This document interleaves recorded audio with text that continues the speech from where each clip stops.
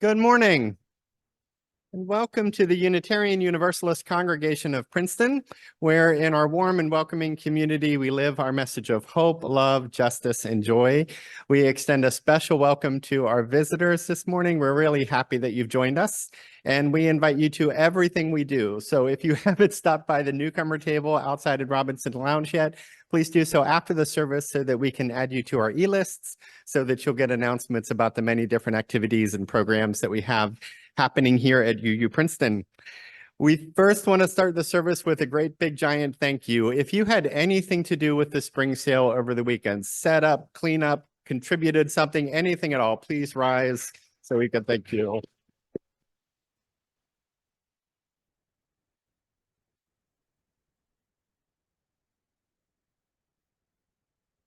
Thank you so much to all of you. And I know I've been here long enough to know that the Sunday after spring sale is the Sunday that a lot of people take off. So a special thank you for coming to worship this morning. You had very long weekends.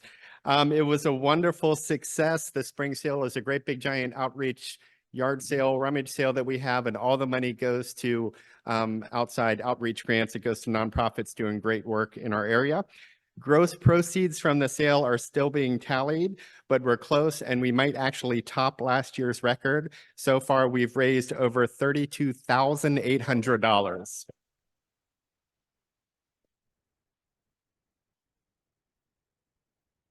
And it's not too late to add to that because there are still lovely flowers and plants for sale in Robinson Lounge. Great for Mother's Day. You can stop by on your way out this morning. Again, thanks to everyone for this incredible teamwork in making the spring sale a success again this year.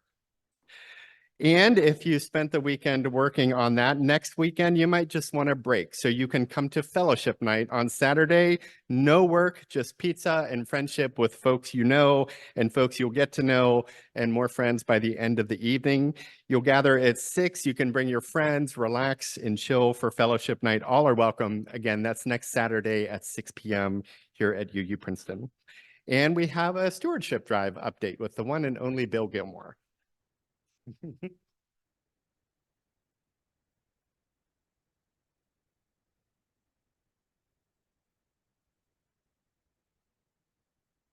Good morning.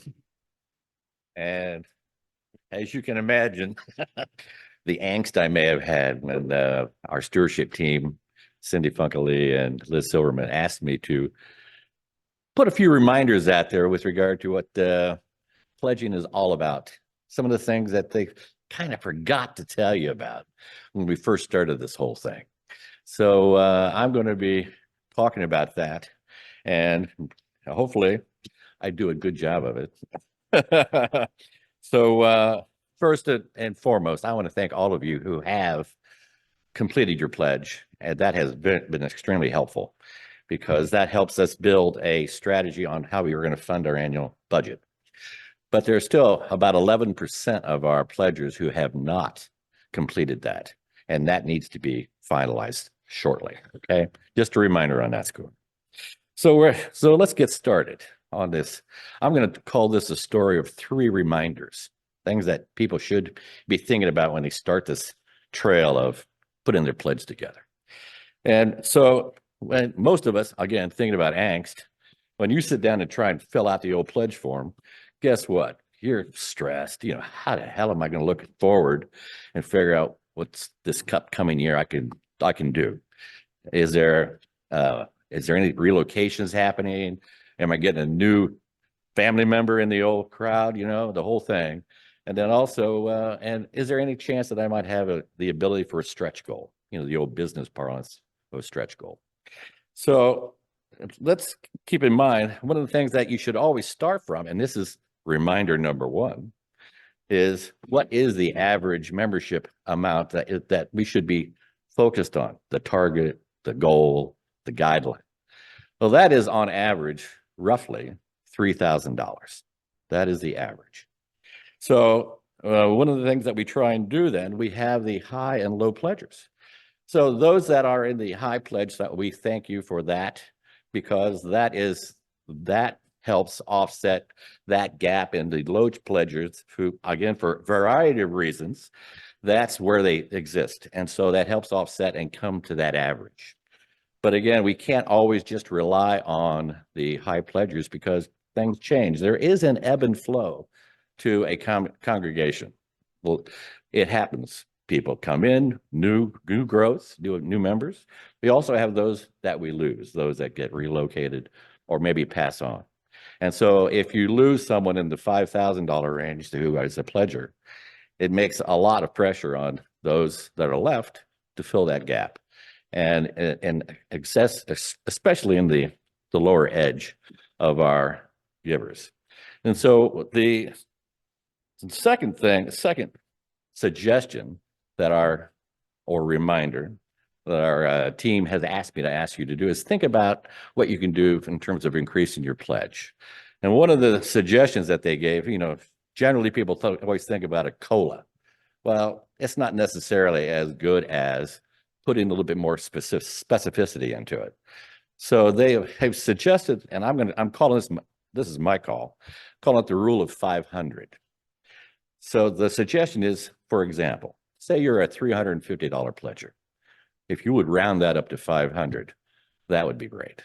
If you're a $600 pledger, if you would roll that up to 1,000, or if you're a $1,200 or $1,300 pledger, if you roll that up to 1,500, and as you roll up, that would be the ideal way. Because what is the goal? The goal is hopefully attaining the budget that we targeted, and also hopefully we exceed that target as much as we can. And also, again, to put the pressure on you a little bit to make sure that we can fill the gaps of any loss that we have in terms of changing numbers of membership. Again, we rely on both growth and offset from loss. So that is the natural pulse of any congregation, because that's what happens. But then the third reminder that I'm going to give you is more about a story I heard a number of years ago. There was this person that was asked as a reminder that they had not completed their pledge. So this person responds by saying, "Oh, well, I sing in the church choir and that's my pledge." Well, as you can imagine, I would be aghast at that kind of a response, because as a member of the congregation, there are three things that you bring to this church: time, talent, and treasure. And we rely heavily on all three of those things. As you can imagine, the success of this weekend, perfect example. But the treasure part is the thing that we bring ourselves. And we always have to think about that. And so just to end this and just to say that I really appreciate everything that everybody does for this church. I want to remind you of the three items that I just said.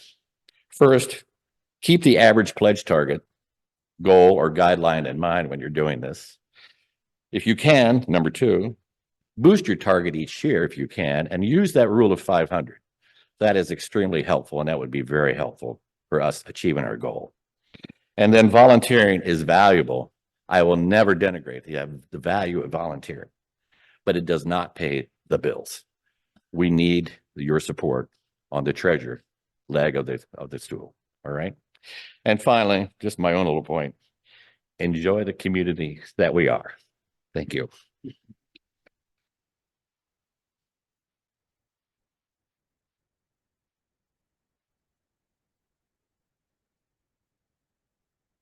We will become thankful for what has been given us, what has been taken away, and what has been left behind.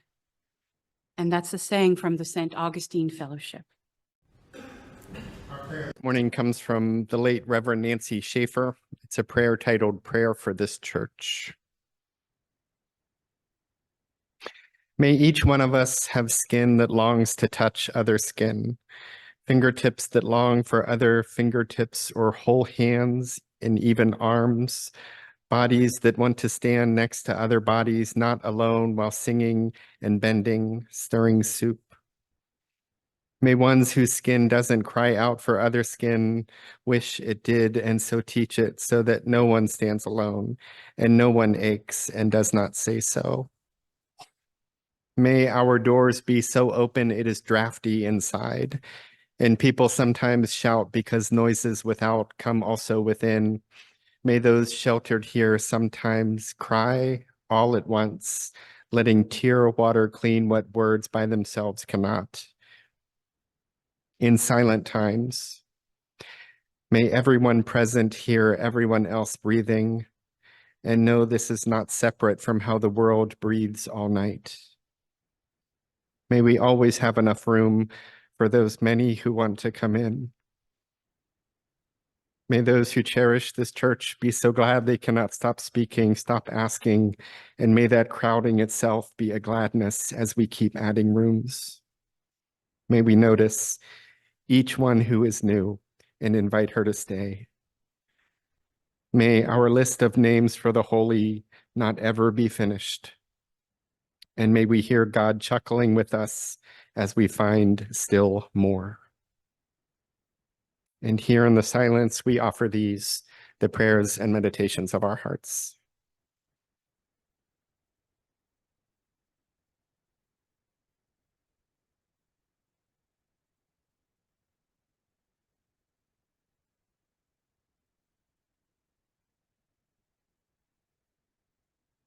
May it be so, and amen. I was 21 years old when I left my country. I didn't know it yet, but I would never live in France again. It was a choice, born of adventure and opportunity.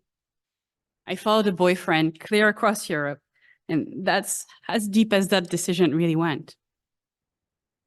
He was going, and I had nothing better to do with myself. I was running away from my family and running away from loneliness. There was another human being that loved me, and that would be home enough.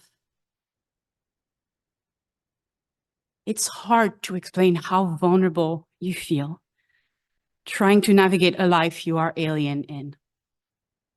I remember my first week, giving myself a panic attack, trying to figure out how I was going to ask for a pack of cigarettes in English.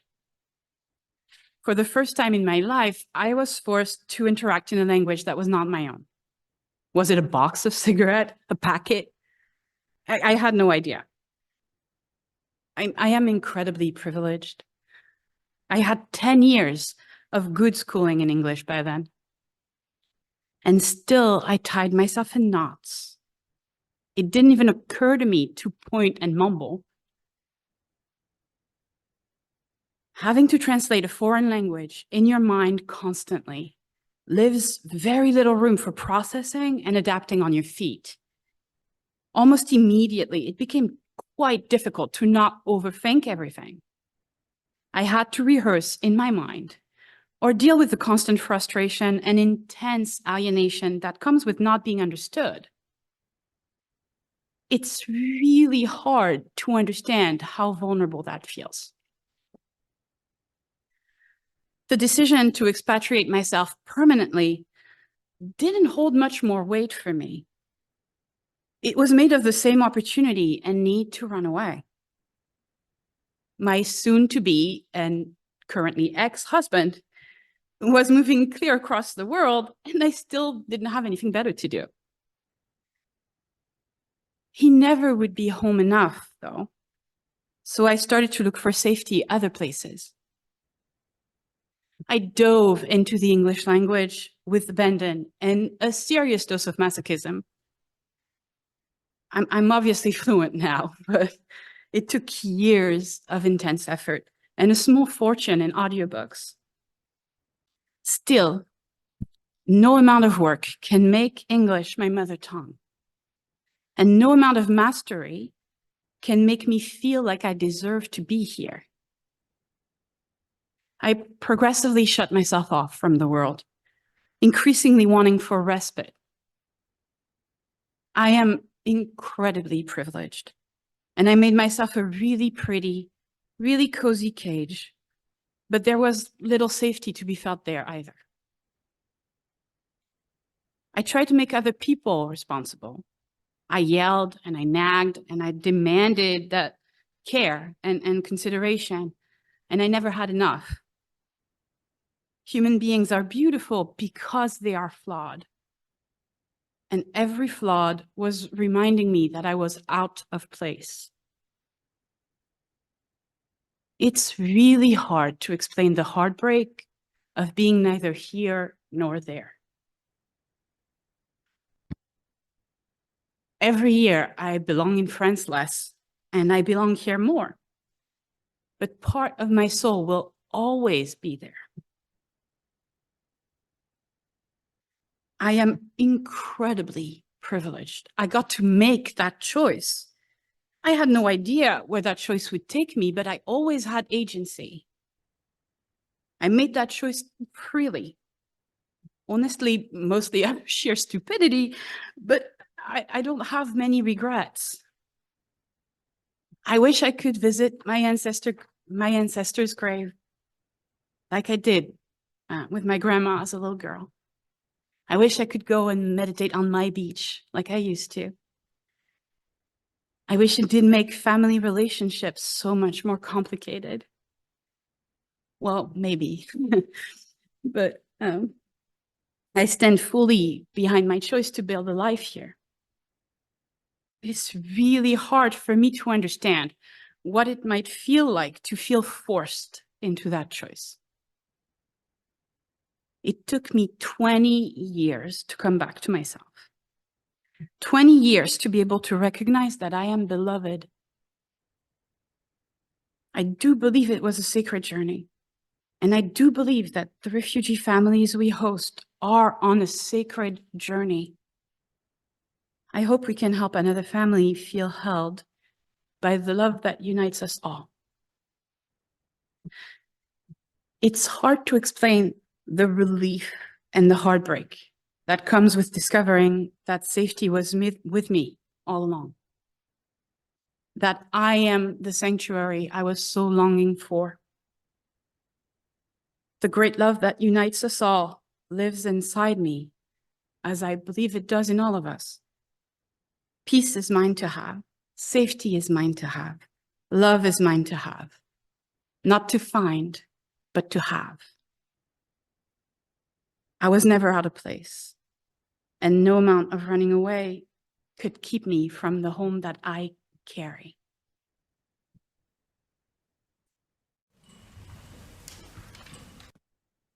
I'll be talking about our sanctuary ministry, and I'd first like to say how touched and happy I am that our sanctuary mom, Nagina, and her daughter, Dunya, are with us.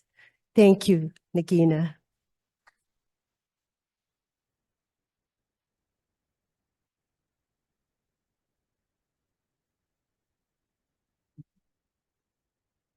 In 2023, 114 million people in the world were forcibly displaced from their homes because of persecution, conflict, violence, or human rights violations. Very few of these people will find safe harbor in another country. However, following the US withdrawal from Afghanistan, the invasion of Ukraine, and violence and conflict elsewhere, the Biden administration created new avenues for asylum and temporary residency. Since 2021, the usual trickle of refugees arriving in the US has become a steady stream. The capacity of refugee agencies has expanded to support new arrivals. However, the growing caseloads are very challenging for these agencies. And the most critical need in New Jersey and in many areas across the country is affordable housing. In 2022, UUCP's Sanctuary Task Force began to consider temporarily housing an individual or small family, refugees, here at UUCP. This planning process included the board and Reverend Bill, and those of you who attended congregational meetings to discuss the proposal. By early 2023, we had a plan in place with guidance from Bill Gillum, David Kyle, and Jorge Garcia Salas, and a slew of UUCP volunteers. Eileen Bird organized a work group that cleaned, painted, picked up furniture to transfer 2 cinder block classrooms into a livable and inviting space. The congregation generously contributed many more items, linens, gift certificates, and much more.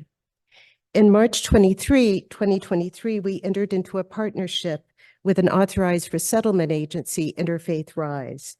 The agency would be the liaison to government programs and the legal process for asylum, while UUCP volunteers would offer hands-on support with daily life. A little more than a year later, we can pause to reflect on the experience. I'd like to share some of the times that were important for me and for the other volunteers. And the key volunteers are here today, which is also wonderful, who have worked closely with our sanctuary family. So, meeting. Standing with Reverend Bill here in Channing on a dark, chilly afternoon in April with a young cousin and their carefully swaddled infant. They had arrived with their cousin to see our sanctuary apartment. Polite and serious, the couple said little. Often we don't know that a specific moment represents a crossroads. Yet it was clear that their decision would have consequences for all of us. A few hours later, their cousin called to say that yes, they would accept our invitation. Arrival. The family moved into UUCP a few days later. On our side, there was optimism and anxiety.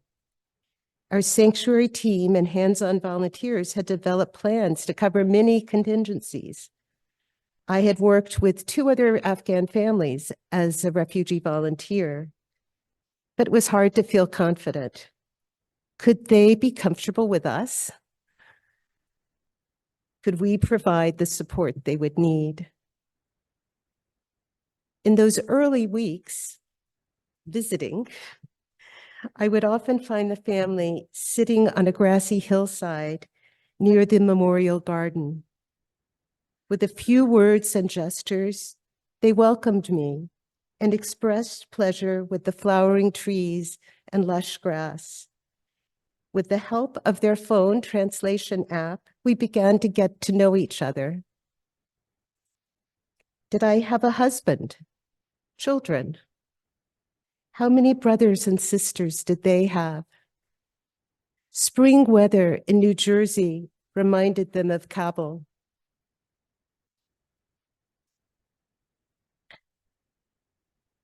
Do Americans like to sit on the ground? Afghans like to feel the earth. I learned that the young father, Wahid, is gracious, playful, and loves to tease, and that Nagina is poised and serious, but her face lights up when she laughs. Shared laughter and curiosity carried us over a threshold. Visits became something to look forward to. Responsibility. The family is in daily conversation with parents, siblings, and cousins in Afghanistan and in the US. Refugees' lives unfold in 2 worlds, one physical, the other virtual, with responsibilities in both. Conditions in Afghanistan are dire. One afternoon, trying to understand Wahid's sadness and distress, I learned that his widowed mother and sisters were hungry. He wasn't yet earning enough to support to support them or provide much help. A few weeks later, our community raised roughly $2,000 through the plate collection and a brunch featuring Afghan dishes. Although the dad initially refused our help, we let him know that caring for him meant caring about his family. The generosity of this congregation reached around the world.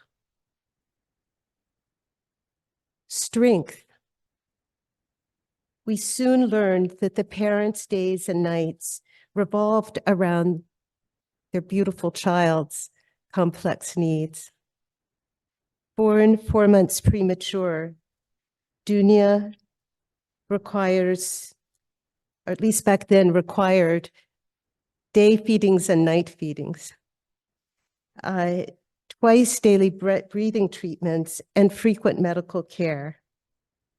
We've witnessed Nagina's intelligence, confidence, and curiosity in her interactions with doctors. During hours in the emergency room, we've watched her steady focus on ensuring that Dunya feels safe among the staring, poking strangers. She is soothing or playful as needed. Nagina would like to pursue nursing, and we agree with the family's primary medical provider, who is a nurse practitioner, Joan, that Nagina would be a wonderful nurse.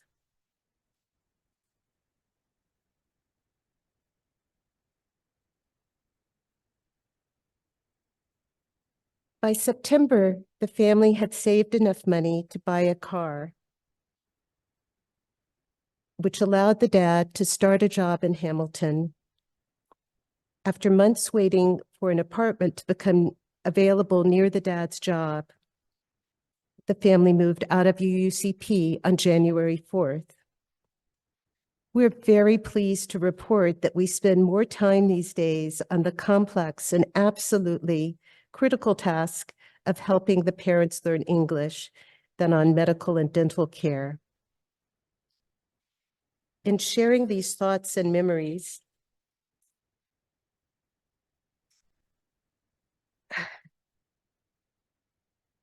my hope is to convey that refugee resettlement is a relational process.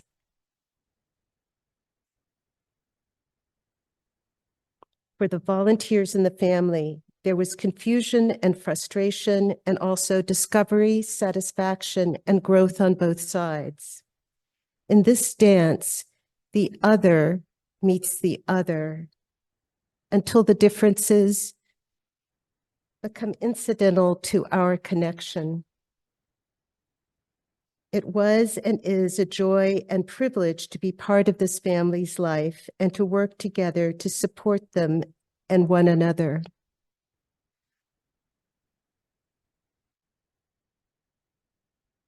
Here are a few more memories because I skipped to the last page. So, and a couple of things are important. First, to say that Dunya is lively and curious like her parents, and that the four of us, Anne, Frances, Eileen, and I, having no children of our own, have delighted in every advance. We take in her first words and crawling and walking. We have no grandchildren of our own, and so we take special delight in Dunya, finding her the most enchanting and charming of babies. And we are grateful to be part of her world. And music. Wahid has introduced us to the propulsive rhythms of Afghan music, usually played at a stirring volume. He often asks when we are going to dance. So here's one more critical memory, and it's a very recent one. 10 days ago, we celebrated Nagina's 21st birthday a little bit late because of Ramadan. Nagina and Dunya were ravishing, so beautiful, in party clothes, and the baby still hovered between tears and smiles. She was getting another tooth. We celebrated over birthday cake and innumerable sweets. I have learned that even if you say you are bringing food, Afghan women will still prepare a feast. We ate and sang happy birthday, a little out of tune. I wasn't supposed to say that part. Everybody was in tune but me. And the mom blew out all the candles while he turned up the music's volume and we danced.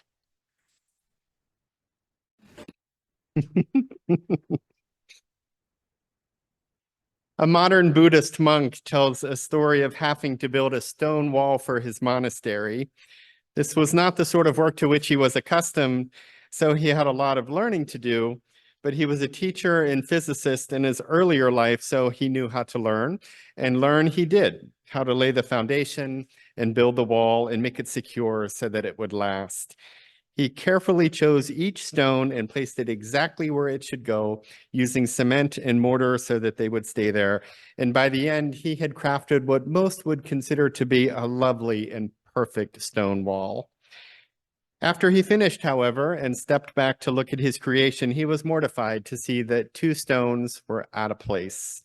They were inclined a little, not flat like the others, and they marred the entire rest of the wall for him. He could not stop looking at those 2 stones that were out of place, but it was too late to fix them. They were stuck there. They were mistakes that would draw his eye to them every single time he looked at that wall. One time, he was showing a visitor around the monastery, and the visitor commented on what a beautiful wall it is. The monk said, "Can't you see the 2 bad stones in the wall? Don't you see how they spoil the entire thing?" The visitor replied, yeah, I can see those 2 stones. I was noticing the other 998, though.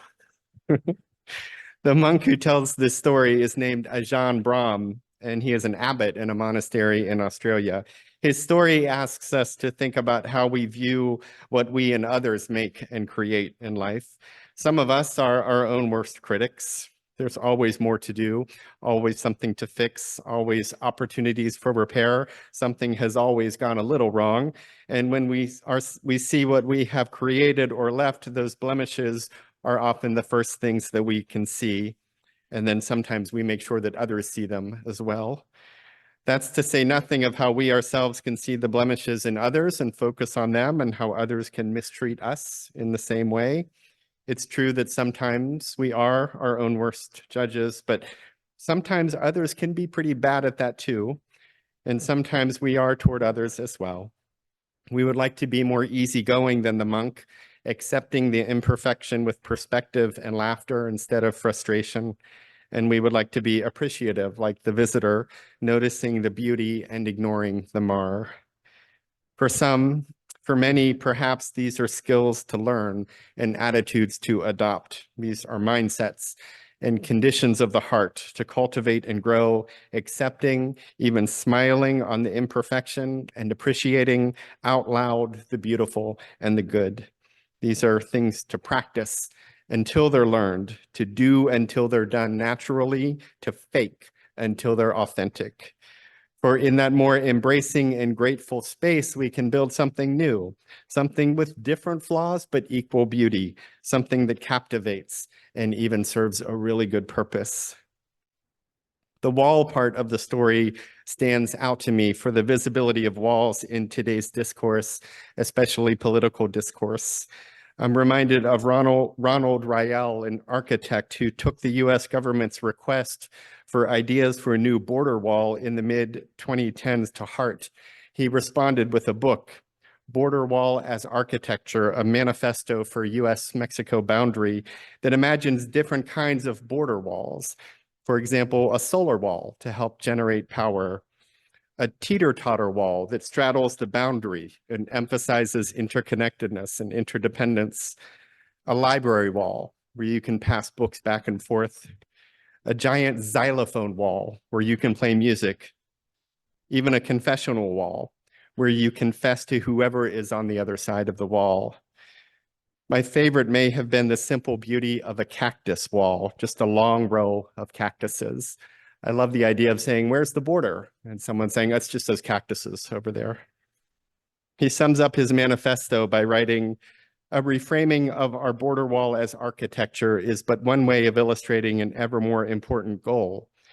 We must also work toward finding creative methods to raise the walls of racism, R-A-Z-E, raise the walls of racism, misogyny, homophobia, poverty, religious persecution, and fear that now more than ever define us as citizens of these divided states. Laura Markham, in her book, A Map of Future Ruins on Borders and Belonging, calls Rael's book and project a form of protest, for to imagine such exultant utility of a border wall is to interrupt a border's indifferent bifurcation. It reminds us, as Emerson wrote, that every wall is a door, or can be, at least, if approached creatively and with that intent. The monk's wall became a door to acceptance and appreciation. And the border wall was among other mindsets and instruments proposed in this country that became doors for a committed and creative approach in our congregation toward offering justice and compassion to those from other countries here now who need assistance. That ministry took an initial form of offering sanctuary to those at risk of unjust deportation, a ministry affirmed by a vote by members of our congregation. When that need never manifested in the ways we thought it would in the late 2010s, the ministry would become that of offering temporary housing in partnership with the group that focuses its efforts in that area so that refugees and asylum seekers would have somewhere safe to stay while they set their lives up. That did happen, with many surprises and lessons learned throughout the process. The ministry was successful. It blessed in ways that we couldn't have imagined. It was generous and committed and grew the good within and among us and our neighbors. That ministry was complicated. And sorting through those complications will be the work before us as we continue serving in this area. That ministry was led and continues to be led by dedicated, resilient, and incredibly loving lay leaders who represent the best holy impulses within each of us and who made manifest the real power of Unitarian Universalism in the world, which is never the power of proclamation, but the power to directly and actively bless the lives around us, to bless one another and our neighbors and the stranger and the community. The power of our faith is centered in the congregation's call and determination to be of hope, love, justice, and joy in a world that often lacks all of those gifts. Our great power is to bless, not berate, and to build doors into walls and bridges out of barriers and expand the common ground, aligned with our universalist faith that all ground is common ground, and our Unitarian ideal of the fundamental unity of all life. This comes alive in congregations like ours when good people surround a good idea and build it up into something great, even when that something great looks different than what we had initially imagined. And we don't really know with this ministry what that something great will turn into next. That will take discernment and exploration of options. One thing I'm sure of is that we don't know all that we need to know yet about what is next. And the other thing I'm sure of is that something will be next, and it'll be generous, creative, and very important.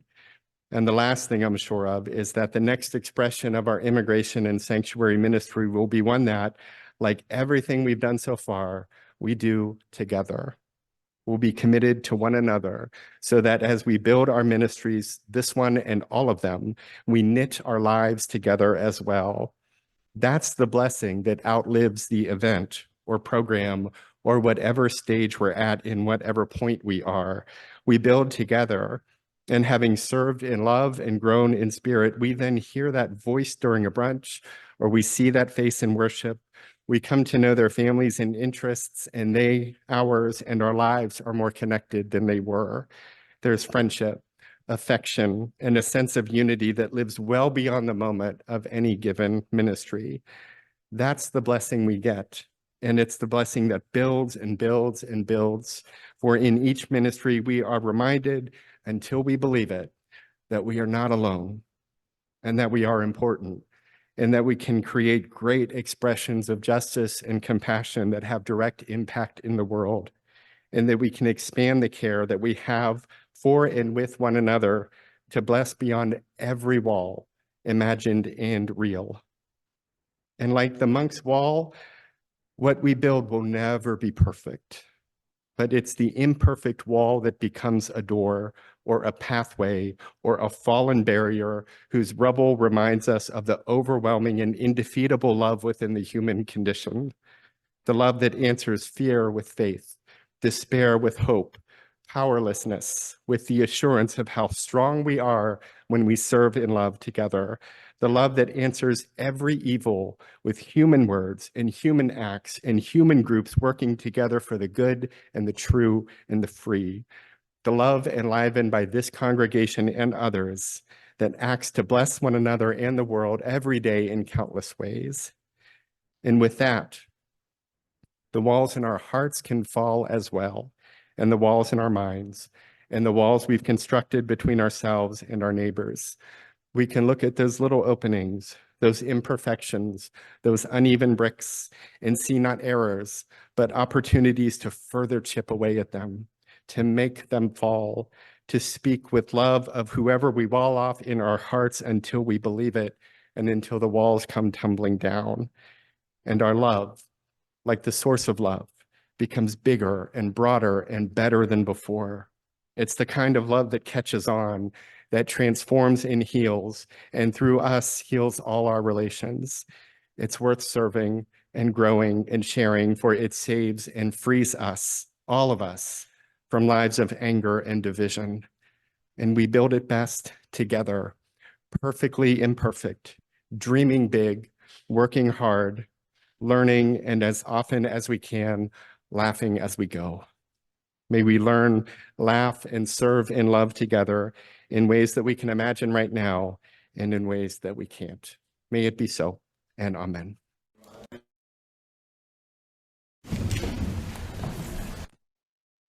And at the end of our hour, we extinguish our chalice, knowing that its light carries us until we gather again. Go forth grateful for the moments before you, the breath within you, the people among you, and the Spirit guiding you toward lives of love and kindness. And go forth knowing that you are held always and always with everyone else by that great love of no beginning and never ending. Go in peace, and amen.